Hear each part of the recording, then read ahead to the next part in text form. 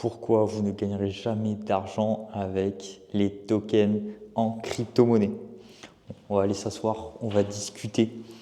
Il y a un gros point qui est indispensable à comprendre et moi j'ai eu du mal le dernier bull run. C'est pour ça que j'ai perdu beaucoup d'argent au dernier bull run. C'est tout simplement tout ce qui est notion analyse fondamentale, analyse technique et puis surtout captation de valeur. Donc la captation de valeur, je me doute que ça ne parle pas à tout le monde, mais globalement en crypto-monnaie, donc il y a plusieurs crypto-monnaies où on peut investir dessus, c'est bien différent de la bourse, des actions, etc.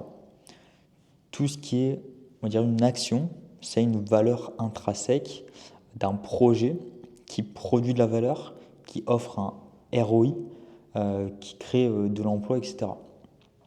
Une crypto-monnaie, généralement, comment elle est émise sur le marché, c'est bien différent qu'une action. Une action, comment c'est émis? Donc on a d'abord le stade de start-up, qui sont des actions non cotées en bourse. Lorsqu'une boîte n'est pas mature et elle n'est pas encore déployée, elle ne fait peut-être pas encore de chiffres, c'est une start-up et on peut investir dessus et acheter des actions. Donc ces actions, où est-ce qu'on les achète? Eh bien, ce n'est pas sur un site web, c'est généralement avec des papiers d'avocats, de notaires, etc., suivant le pays. Peut-être avec une holding, peut-être avec un SPV qui est un véhicule d'investissement. Enfin bref, il y a plusieurs formes, mais ce n'est pas une plateforme en ligne en mode je veux investir là, tiens, je regarde toutes les startups où je peux investir. Non.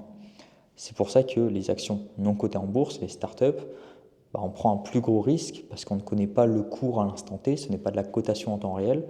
On investit sur une promesse de revenus futurs, globalement, sur une promesse d'un déploiement de projet. C'est pour ça qu'on peut faire d'énormes multiples en startup. Quand je dis énorme, on peut parler de x5, x10, x50, x100, voire bien plus. Donc, ce process d'action cotée en bourse, c'est d'abord une startup qui devient mature et puis fait différentes phases de levée de fonds jusqu'à potentiellement une introduction en bourse. Donc, ce qui est introduit en bourse, c'est des actions de l'entreprise, des parts de cette société, un pourcentage de celle-ci. Donc, le créateur, le fondateur, peut-être qu'au début, il avait 100% et au fur et à mesure, il en a vendu, soit pour récupérer de l'argent à titre personnel, ou soit pour lever des fonds et avoir de la trésorerie en plus dans sa boîte pour permettre le développement. Donc, quand ça arrive en bourse, eh bien, c'est des bouts, des pourcentages de la société qui est mis directement sur cette place de marché qui est la bourse à travers laquelle on accède sur des sites comme Interactive Broker, Swissquote, etc. Boursorama Bank, pour citer des Français, pour ceux qui utilisent. Et via vos banques classiques, vous pouvez y accéder. Mais vous achetez vraiment un bout de la société. Donc légalement, dans les papiers de la société, vous y apparaissez. Bien sûr, c'est automatisé quand vous achetez via un courtier, mais voilà, légalement, vous avez vraiment des parts de cette société. Cette société peut vous verser des dividendes ou pas, mais en tout cas, suivant la croissance de ses actifs, suivant ce qu'on appelle du coup la valorisation de la boîte, théoriquement, si elle continue à se développer, la valorisation va augmenter et le prix de l'action aussi.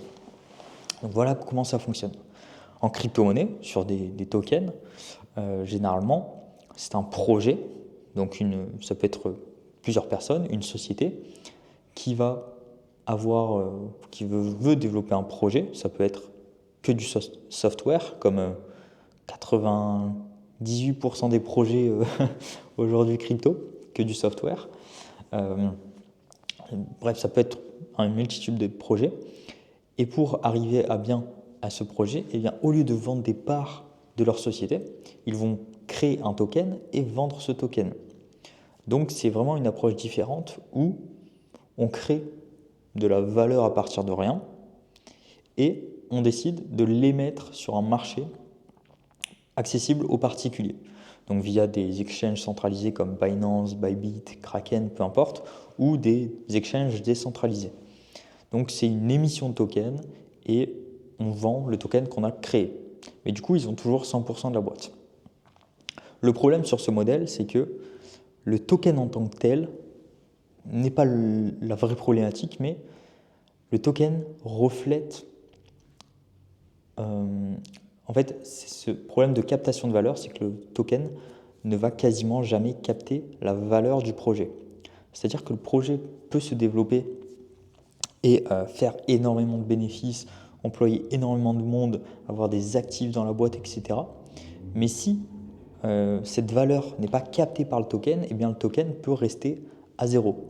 Je peux prendre l'exemple de Cardano, par exemple. Cardano, alors j'ai jamais été fan, mais bon, j'ai eu des projets un peu coup de cœur comme ça par le passé qui ont la même courbe que Cardano, par exemple Polkadot, où d'un point de vue technique, ce qu'ils veulent faire, c'est trop bien, ouais, c'est cool.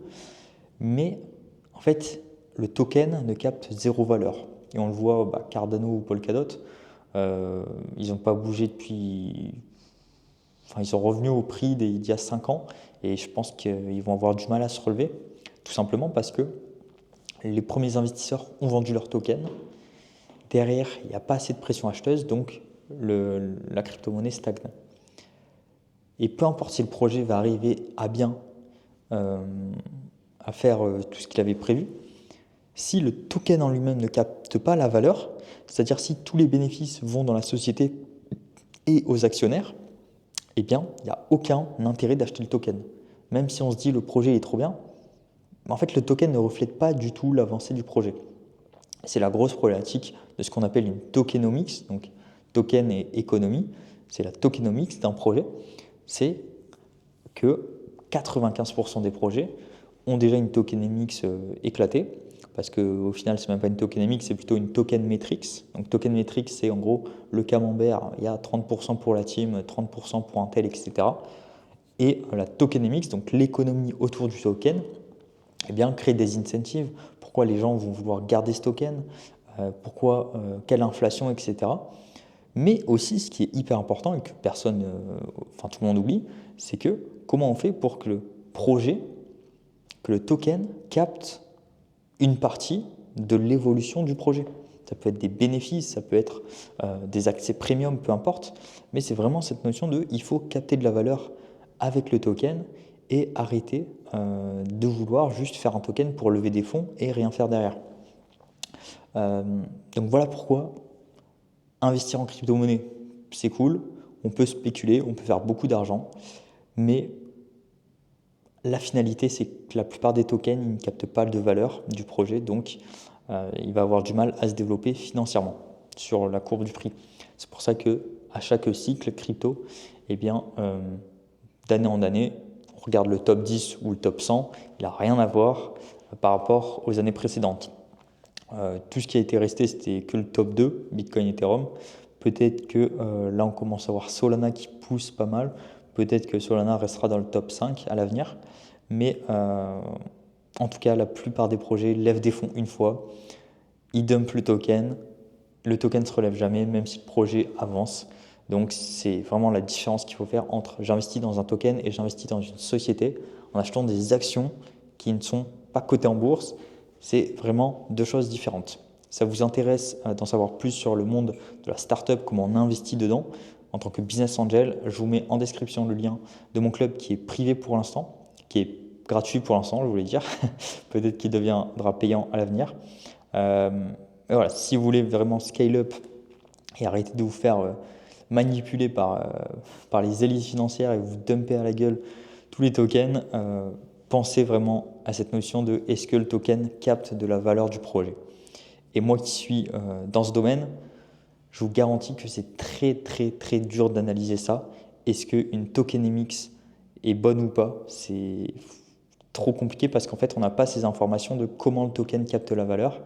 J'ai envie de dire c'est un peu normal, mais du coup la finalité c'est que même si le projet est incroyable, on va juste attendre qu'il y ait de la spéculation dessus, qu'il y ait plus d'acheteurs que de vendeurs, sans pour autant savoir si le projet se développe, est-ce qu'il y a bien captation de valeur de ce token.